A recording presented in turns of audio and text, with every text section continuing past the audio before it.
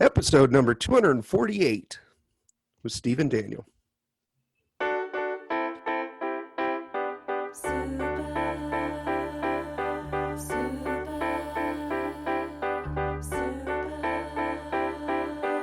I got X-ray specs for eyes. I can see right through you. Welcome to In It to Win It. This is Stevie B. And Dan G. Dan G. You are coming to us from the Book. My ninjas. From Bucaramanga, Colombia. Of course. Where else would I be? Yeah. I thought that's where all the cool kids went. down there visiting your chick. And how long have you been down there now? No, I'm out here getting double bunny air quotes. I'm getting dental work, Steve. Oh, okay, that's right. Yeah. Okay, and visiting the chick too. Okay, cool. We're good. Yes. You need an excuse. Yeah, the dental work down there has got to be a lot cheaper, right? Yeah, I think like a tenth of the price. Wow. Yeah. Wow. Yeah. So no, I did need some work done. So if you ever do need some more work done, they're actually there's some great dentists down here. So, but yeah, if you need like major work done, I would highly recommend the people that I go to. I don't even want to go to anybody in the U.S. anymore. Yeah. Yeah. I had to go get got some veneers done, but I didn't get like Bob Barker. It's all like natural looking, Nice. Yeah. Nice. Saved about 10 grand. Yeah. Yeah. Where are you staying? You're in an Airbnb, right? Yeah. I'm staying at Airbnb down here in a place, an area. There's basically three areas. It's a small, big city, about 500,000 people, very growing. Best way to compare it to anybody who has maybe been to like Colombia. It's like Medellin, maybe like 15 years ago. Okay. Same landscape, 65 to 85, never gets really hot, never gets really cold. The weather's just, you can sleep in your underwear and wake up in it and walk around it if you want. So it's pretty cool. Or no underwear at all. No underwear at all. Yeah. Yeah. Hey. Yeah. You're going to stick to your underoos though. Yeah. Oh yeah, absolutely. Superman, bro, all day. Yeah. But I'm in a place. It's kind of in the mid area. It's called Cacique. So it's a big mall. Everything's here. I mean, it's not like third world and barefooted or anything. So yeah, it's everything's on the uppity up. Nice. Yeah. Well, we were talking about for this episode, we're going to go over traditional and Roth IRAs and basically setting up for retirement. And so we're going to get into that later on in the show. Been getting a lot of questions about it. I did a very brief ending of one of the shows maybe a year and a half ago or so. Got a lot of questions on it, and I've been getting more questions on it. So we figured, well, hell, let's just do a show on it. And, yeah, absolutely. And I think a good thing too is just just the different. I think where people get confused is people. I see that a lot of people tend to know what their traditional is, but when it comes to the Roth and kind of doing the stocks and stuff, it gets a little confusing for some people. So, it'd be cool for us to just, kind of maybe break that down and, just see how that all works, Yeah. It'll be a Roth IRA for dummies. Yeah. And Yeah. don't mind the birds in the background if you hear any. They're not mine. Yeah, I could every now and then I hear a little chirp. Are they pissed that you locked them in the bathroom? Yeah, pretty much. Just don't tell my girl. Okay. Those are like her kids. Oh, that's great. Yeah. So those birds is a long story. It's a whole nother episode. Yeah. I'm on vacation too. I had about a week off of work, and so I went out to Big Bear Mountain. I rented a little cabin out here, Airbnb, and I got to check out of here in like an hour. And then I'm going to go out into the sticks with no cell phone reception, 4x4, access only. Should be pretty cool. I'm excited. You're like Paul Bunyan with a truck. I am. Yeah. I am. I've been catching a lot of trout, man. It's a lot of fun. Yeah, you're like the outdoorsman, Yeah, bring me back some trout. Make some trout viche. Oh, that's awesome. I was out in the sticks yesterday, and I mean, I went way back in there. I mean, to where I had to park the truck and then like hike in a while. and I was That's like pig hunting. yeah. And I was I was like, who does that? You're definitely not. Or is he like the urban warrior? yeah, I got my bug out kit and everything.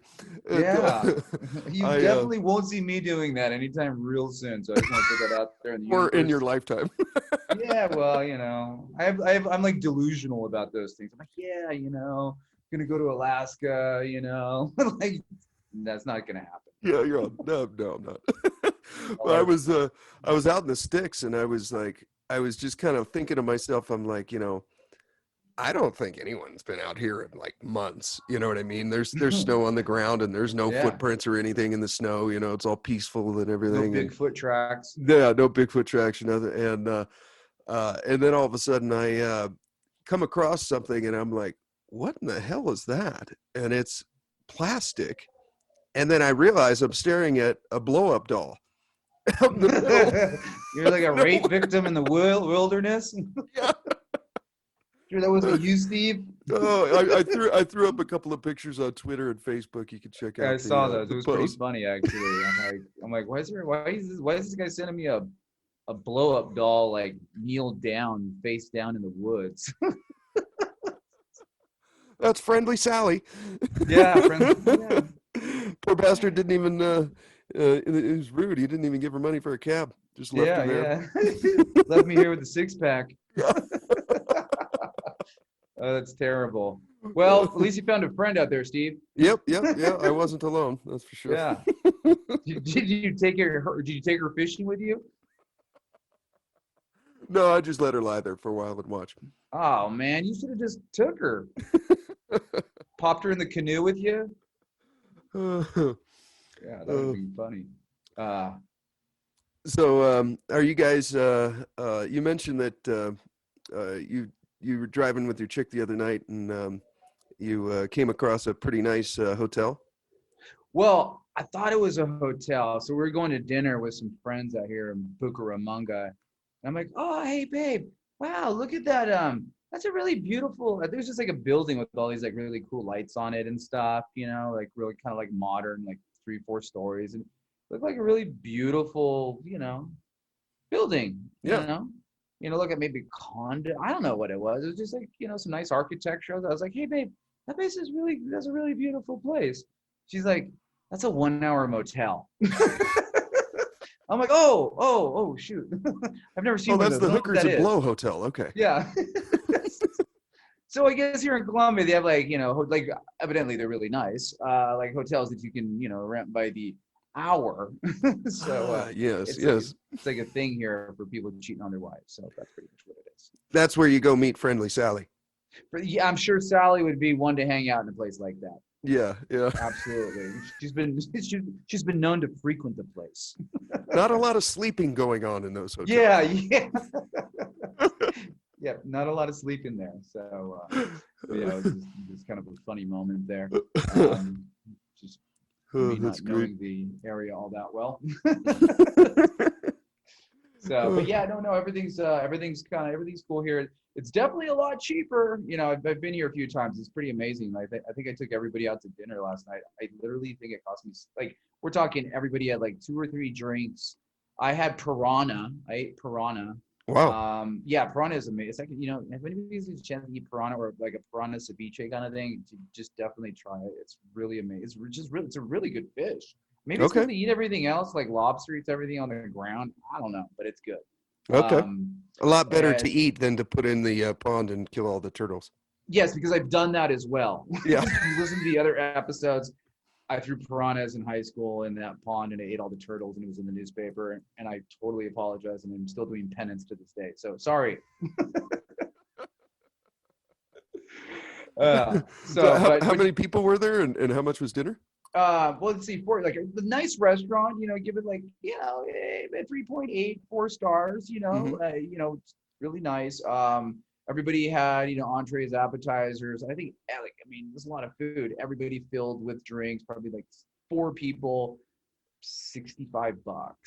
I mean, Wow. what would have been, same kind of place probably would be like 200 to 300 in California. So just to kind of give you an idea of the difference in pricing is. Wow. Wow. Yeah. So, well, I Yeah. mean, Steve, you've gone around I've and been to been around. Colombia quite a bit. Yeah. Yeah, more than you'd like. Yeah, exactly. So yeah, you can understand, but yeah, it's just, it's good. I mean, the place to stay, like I'm staying in a really nice 2 bedroom, 2 bath, newer place, pool, jacuzzi, workout room. It's like $39 a night. Wow. Wow. Yeah, and I'm overlooking the whole city. It's like, yeah, I can't even get a Motel 6 in the ghetto for that. No, no, you can't. You Yeah, can't. I think Comptons are like 79 a night. Right. Not that I Yeah. know that, but And it looks like the guy that you're renting the Airbnb from, yeah, Dane, Dane. he Yes. you got a hold of him. It looks like we're gonna have him on the show because he's got a few Yeah. Yeah, Airbnbs down there in yeah. Bucaramanga. And Yeah, so he's American. He's from yeah, he's an Seattle, American right? guy. His name's Dane. He works out here as well. He's been hustling the program out here. So he just has like a really cool story. I think he has a lot of insight that he could give a lot of people maybe considering, doing short-term, rentals in other countries. And just kind of his story, how he got started. He has some here in Bucaramanga. He's from Seattle. So we'll let him obviously explain his story. But yeah, just a really, this guy, seems like he hustled, he whatever he came here with. And obviously I mean, it's really difficult here in a place like this because there is no English. I mean, if you got it, I mean, you pray that you have Google Translator if you don't speak Spanish, or point your fingers real well. Or So learn. Yeah. yeah, or learn. Yeah, we know the best way to learn. Yes. You got to have a goal. Yep. Go on a Quickest way lot to of learn dates a and have language is get a goals. girlfriend who only speaks You Spanish. know what? I don't care about that Pimsleur bull crap or like I don't any of those. Like, you know what? That doesn't work. You know what? Man or woman, just try to get laid in another language and you'll learn real fast. Yeah. Yeah. Bottom line. It's like having doggy treats, every single time you do something right. Yep, it is. So that's my suggestion. So, but I'll yeah, no, second not a lot that. of English spoken here. There's some really great, nice. It's like I'm in the region called Santander. So it's close to Venezuela. The closest you can be to Venezuela, the area. So it borders on Venezuela. So I could probably throw a rock at Maduro. But yeah, it's more of the outdoor, like a lot of all the outdoor stuff. So parasailing, Oh, cool. river rafting, canoeing. There's rock climbing, and then they also have here, which is the equivalent to the U.S., which is kind of cool. They have a place called Chica Mocha. You spend the whole day. They got all kinds of different trips, but it's the equivalent to the Grand Canyon. It sits at the bottom of the Andes Mountains. They have like these kind of cable cars that take you up down the canyon and then back up the other side. They have these cool little cities, great vista. It's like being in the Grand Canyon. It's pretty much almost the same deal. That's So cool. just a lot of outdoor stuff here to do, as opposed to like beach and all that. So it's just definitely a different vibe. And yeah, it's nice because there's no tourist here. Yeah. Yeah. Yeah, Yeah. there's no tourist imperialism yet. You mean there's not a bunch of entitled Americans walking around? You know what? For lack of a better word, Steve, there's not a lot of entitled Americans here, or Canadians, eh? I love my Canadian brothers, but hey, Yeah. it used to be cool to be travel as American, like I don't know, 10 years ago, and then it became not cool, and now we got to say we're like Canadian when people ask, right? Yeah. Yeah. Because isn't it like people just start asking you about the president? I'm like, dude, I don't know him. What do you want me to do? I just live there, bro. Yeah. It's Exactly. like you're the taxi cab driver in like Laos. So what do you think of Donald Trump? I'm like, I don't care. I'm just out of it. Just trying to have a good time. So yeah, but the living cost is it's relatively inexpensive. I mean, you're going to pay about 75% less. There are some things, obviously things that get imported. Like in Hawaii, I guess it would be like buying meat's expensive, like cow. Okay. So, Yeah. but yeah, it's a very it's kind of nice because there's not a bunch of kids freaking running around on iPads, the ice sitter. So that's Yeah. like you actually see kids playing with balls. I mean, I just sit there and stare at them. I'm like, what a concept.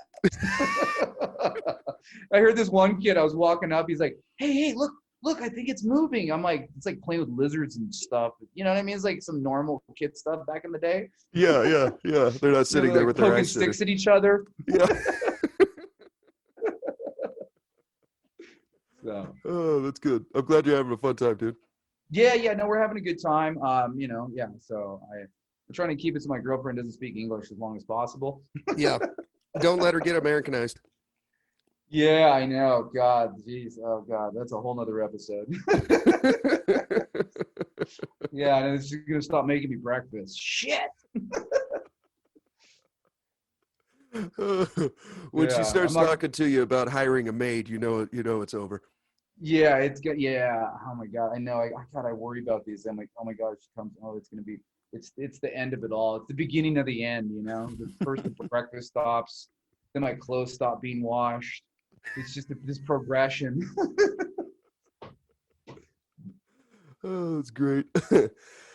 Well, should we dive into the Roth IRA? Yeah, in it to win it, big dog. Okay. Yeah. So I'll let you kind of take the lead. Yeah, you do you, Steve, as you always do. Okay. Yeah, go for it. I first heard about the Roth IRA only a few years ago. Apparently, it's been out since I think 1997. It was I think a senator started it. His name was William Roth. But anyhow, the program is basically a way for the average guy to invest their money for retirement. So right now, the maximum contribution per year is $6,000 per year if you're less than 50 years old. You can up it to $7,000 a year if you're 50 years old or more. And you can't touch it until you're 59 and a half. So the idea is that you put this in there, it continues to get compound interest. And then by the time you're 59 and a half, what you can do is you can start taking withdrawals on it. And that's essentially your retirement. More of a set it and forget it, Steve. Exactly. Yeah. There's also a traditional IRA, and those have been around since I think like the mid 70s. The difference between the two is a traditional IRA, it essentially lowers your taxable income. So let's say you make $100,000 in a year and you put $6,000 into this traditional IRA. As far as the government's concerned, they'll say, okay, well, we'll tax you on 94,000 because we're not going to tax you on that traditional. Now, that doesn't mean you don't have to pay Uncle Sam. You do. Once you start taking withdrawals on the traditional IRA, now you pay taxes on that. Right. The Roth IRA, you pay taxes before. So everything in the Roth IRA, since you've Has already been paid taxed. taxes on it, you don't have to pay taxes when you pull out the withdrawals. So that's why I like the Roth better. There are It's kind of some. like you already did the work and now it's just in there. Exactly. Yeah. Everything is yours. All the compound interest, all your contributions, you've already paid taxes on it, so it's done. Just don't be an idiot and pull it out. Yeah, there are some penalties if you pull it out. Just essentially think of it as just don't do that, and then you don't have to worry about it. There are some things like, maybe if you are disabled, then you can pull it out. If you're going to use it to buy a first-time home buyer thing, I think you can do like 10 grand of it or something. But you're going to pay a 10% penalty. And I think they tax you on it as well. So just essentially think of it as you can't touch it until you're 59 and a half is the best way to look at it. What you can expect as far as returns. So if you started contributing to this, I plugged it into a calculator. The portfolio that I got, the guy says if you run this portfolio over the last 100 years, it'll produce about 8% a year, which is pretty amazing.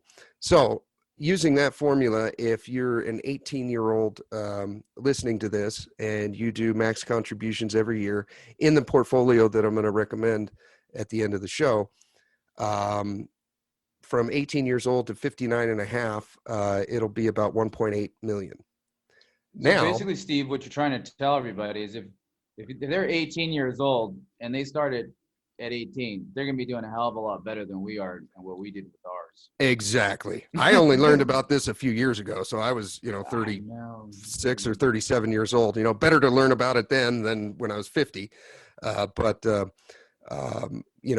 is so much growth that could have taken place had I even known that this thing existed.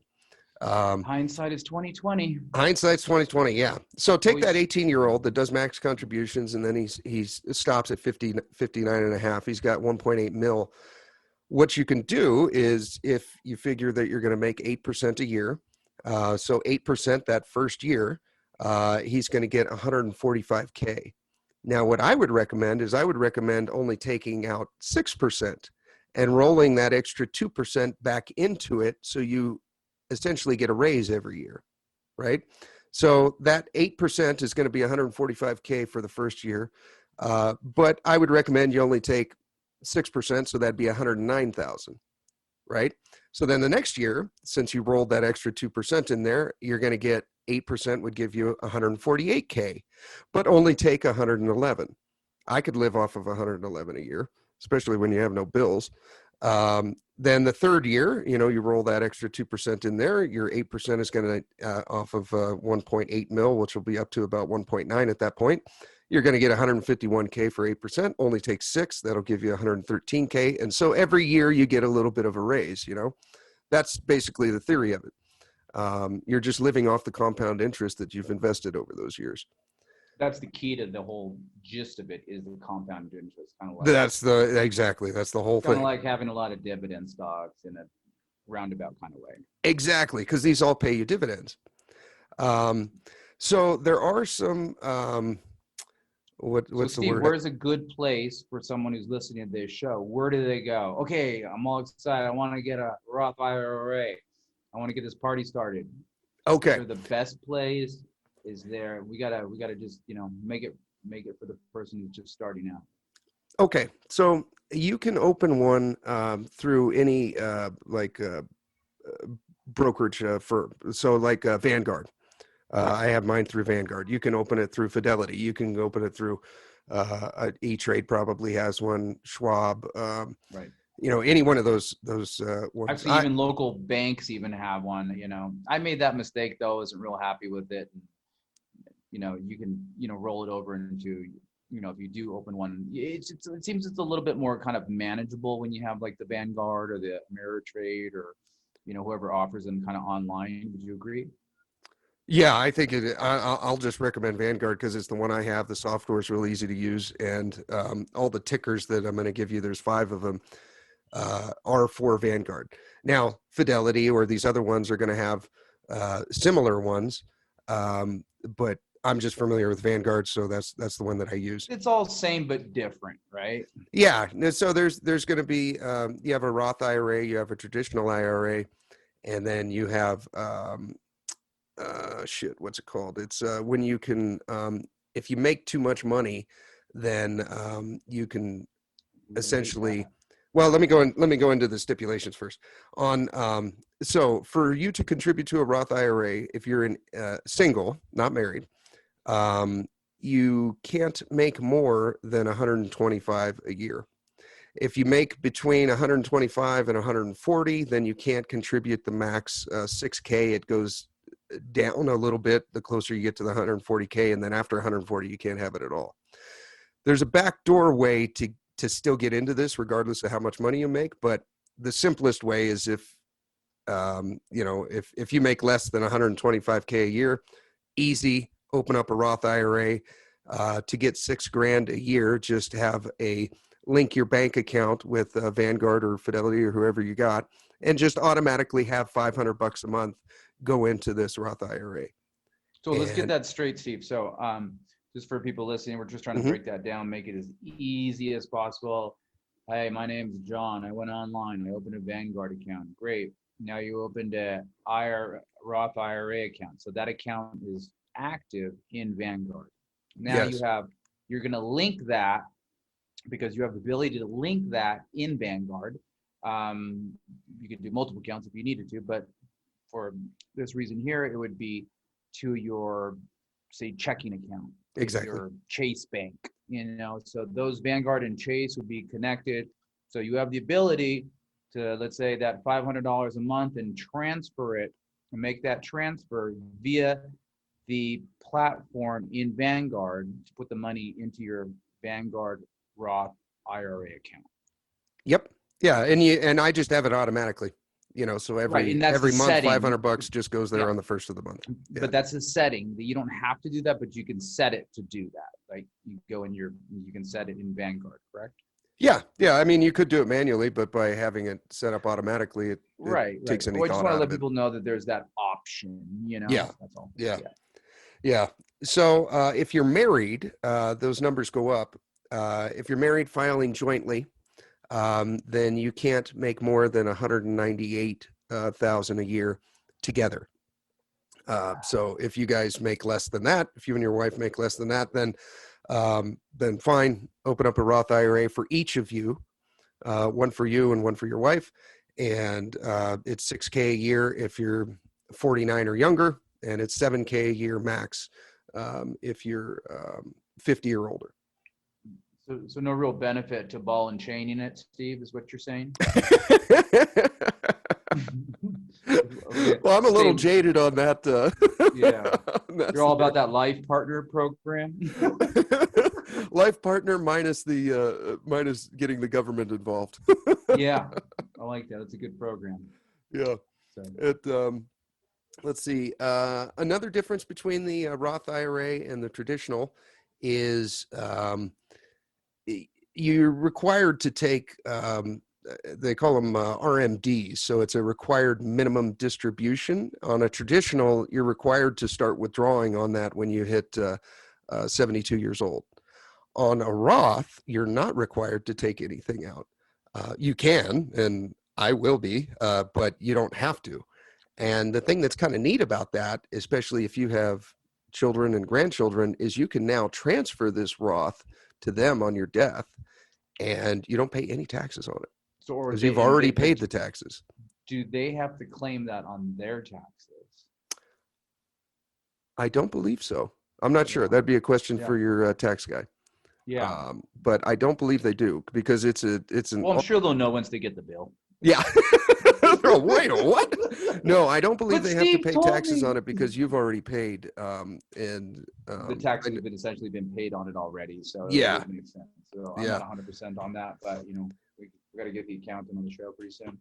Yeah. Actually, that's another guest I want to have is have Brad, my. Yeah, we have Brad. We're thinking about doing a show, trying to get something together for depreciation on investments. Yes, and Yeah, he would be the that'll be- perfect guy to ask for that. Let's see, what are some other ones? Okay. Oh, this is an interesting point because some of the listeners are like, well, I make more than 125 a year, or I make more than 198 a year between me and my wife. So now you have first real problems. yes, I ran into this first world problem a year or so ago, and I was like, oh, I can't contribute to the Roth IRA anymore. Oh my But God. I recently learned a backdoor way to legally do this. So I make more than 125 a year, but I'm still contributing to my Roth IRA. Now, how do I do that? If the requirements here are, if you make more than 125 a year, you can't do that, right? Sort of. What you do is you open up a traditional Roth IRA. I'm sorry, you open up a traditional IRA, and now you put $6,000 into that. Then there's an option on these sites to contribute to your Roth IRA from your traditional. So you basically take, $6,000 that you put into your traditional, transfer over everything except, $300, the minimum amount that you have to keep in the traditional IRA to keep it open, right? So transfer over almost all of that $6,000 into your Roth IRA. And now for some reason that's legal. right? It's just We an call that extra the step. back alley Sally. Yes, the back alley Sally, yes. For some reason that makes it legal, and you Oh can wow, and that you see can still. that's juicy. That's juicy, Steve. I like that. People will be able to yeah, that's Oh good. man, I just learned about this recently, and I wish I would have known. 20 years ago. Yeah, before, because first world problem. I make too much money, and but now I can still contribute to it. So it's an amazing. The way I first heard about this was I read a book that my brother recommended by Tony Robbins, and it's called Money Master the Game. And Tony went out to a bunch of successful people in the U.S. and just interviewed them.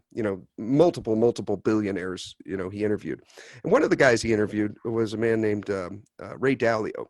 He started up a hedge, started up a money management fund, and he manages billions of dollars worth of people's assets.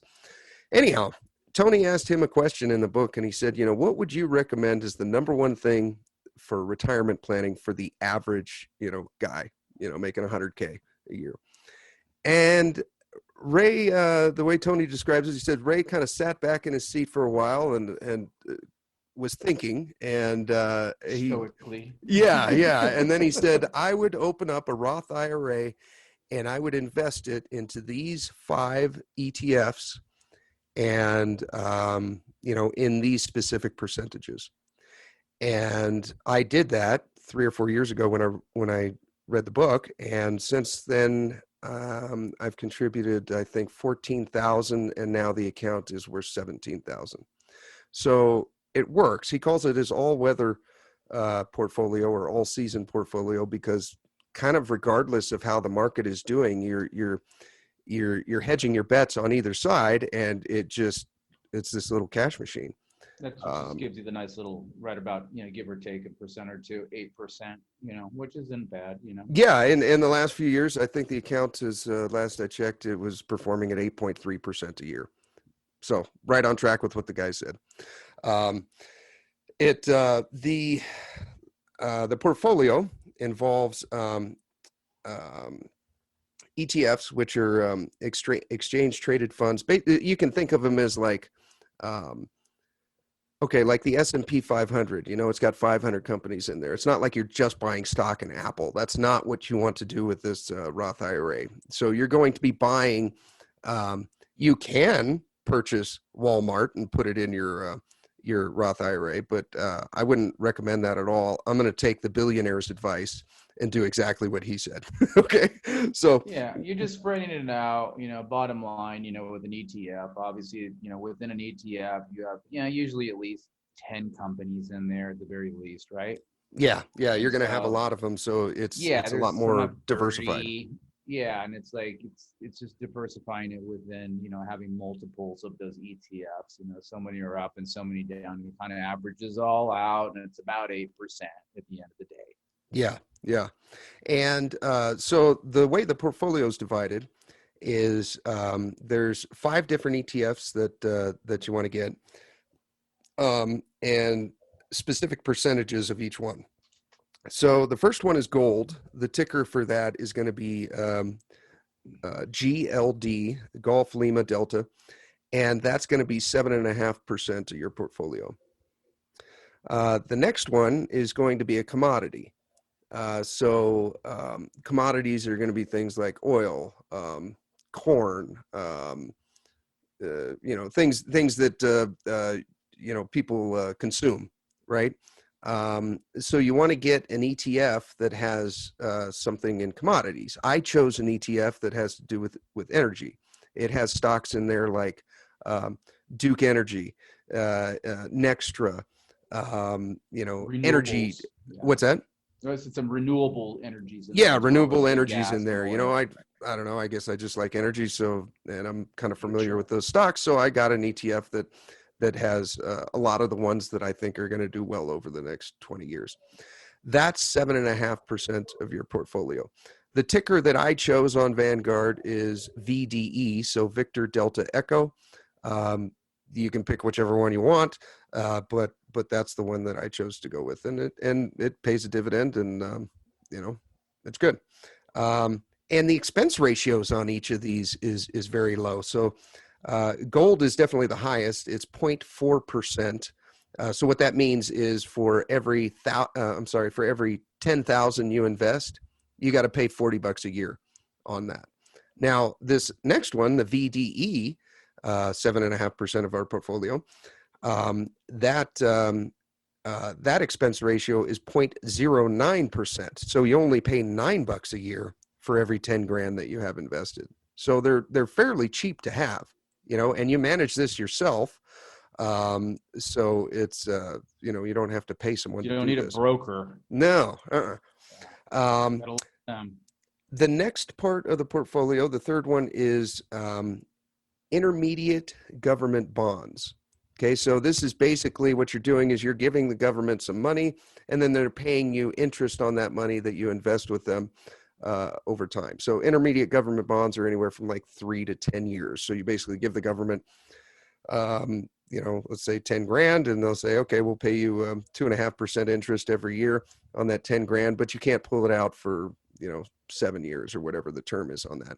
You can get an index. You can get a ETF of a bunch of intermediate government bonds on Fidelity or Vanguard. The one on Vanguard, the ticker is VGIT, so Victor Golf India Tango. Now that should be 15% of your portfolio. Okay. And the cost on that is $5 per $10,000 a year. Very cheap, right? And it pays you a dividend that comes in. It's either every quarter or every month. I can't remember. But it's pretty cool to see the dividends on these things, Yeah, they start adding up after a while. I think after a few years, you're like, wow, I'm really doing something. Yep. Yeah. Yeah. So, hey, maybe a good idea, Steve. Maybe we could break those down and just for people who are just interested in that. And obviously, they could do their own ETFs if they wanted, but maybe just kind of break those down. Maybe what you did, put them on a link or something, or put them in the one of the feeds. You know what we could do? We could put them in the show notes. Yeah, put them in the show notes. That would be a good one. Okay, I'll put the tickers here with the percentages that you want in each one. Yeah, I think that, and I think a person, like you don't have to do those exact ones, but if you want to do something different, hey, great. Well, if you don't do these exact ones, then you're not taking a billionaire's advice. Well, you know what I'm saying? So you know how people are. So if you don't want to take a billionaire's advice, that one's on you, but I do. Now, let's say you have your Roth IRA through Fidelity. These tickers are going to be different, but Fidelity will have an intermediate government bond. It's just going to have a different ticker. They will have a long-term government bond. They will have the S&P 500. They're going to have gold, and they're going to have a commodity. You know what I mean? But anyhow, so those are the first three. The fourth one is a long-term government bond. So these are treasury notes that are anywhere from 10 to 30 years to maturity. That's going to be 40% of your portfolio. Expense ratios on those are very low, $5 per 10,000 invested a year. The dividends on them are amazing. The last one is essentially the S&P 500. The ticker in Vanguard is, did I give the ticker for the long-term government bond? VGLT, Victor Golf Lima Tango. That's the 40% one. And then the last one's going to be the S&P 500. The ticker on Vanguard is VOOG, Victor Oscar Golf. And that's going to be the remaining 30% of your Roth. And so what I do is I got $500 a month going into there. And I essentially, every quarter, so every time, I get 1,500 in there every 3 months, then I purchase these on Vanguard. And the important part is to reallocate the balances. So after 3 months, let's say gold has gone down a little bit and it's no longer 7.5% of your portfolio. It's maybe 5%. Right. And maybe the S&P 500 has been kicking ass, and instead of it being 30% of your portfolio, it's now become 35. When you add in that extra 1,500, buy shares of these ETFs that will rebalance that to be the 7.5%, 7.5, 15, 40, and 30% of each of these. Does that make sense? Yeah. Okay. Okay. Yeah, and that's essentially it. You just put it in there, let it ride, and I can tell you from experience, my brother has been doing this longer than I have, and it's just this little cash machine that keeps paying you. And the best part is when you retire and you start drawing from this at 59 and a half, you don't have to pay any taxes. It's all yours. You can go out and on that get on that cruise and go around the world like you always wanted. Yes, yes. Rent that caravan. Yes. It yeah, there's some pretty hefty withdrawal penalties. So essentially just figure that this money is, in there until you're 59 and a half. There's not really any age requirements. Even a kid could start one. They just have to show that that they have some income. So they have to, if they babysat and made $2,000 one year, and they report that to the IRS, that's the most that they can contribute to their IRA. So this $6,000 and $7,000 into the traditional and the Roth IRA is the max you can contribute. So if you only have $3,000 a year to put in, that's certainly better than nothing. But you can't put more than The six. point is, you should do it. Yes.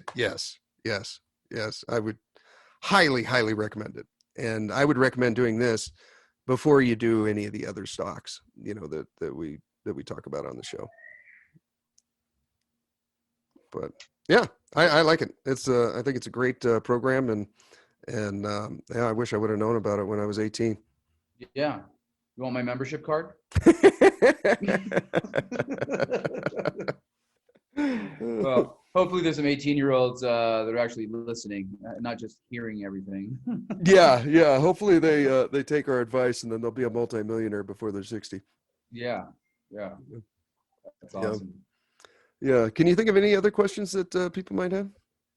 I think I just going over the stock bit. I think that was probably the biggest hurdle for, I just think, a lot of people out there, because it's like, well, how do I do that? Okay, so I believe covered that pretty well. If anybody has any questions, please, feel free to write in, send a message. But I think that's probably the biggest hurdle, because everybody, you should know, at least have heard of it, right? So, but hopefully, this information will actually help a person just at least get started. Yeah.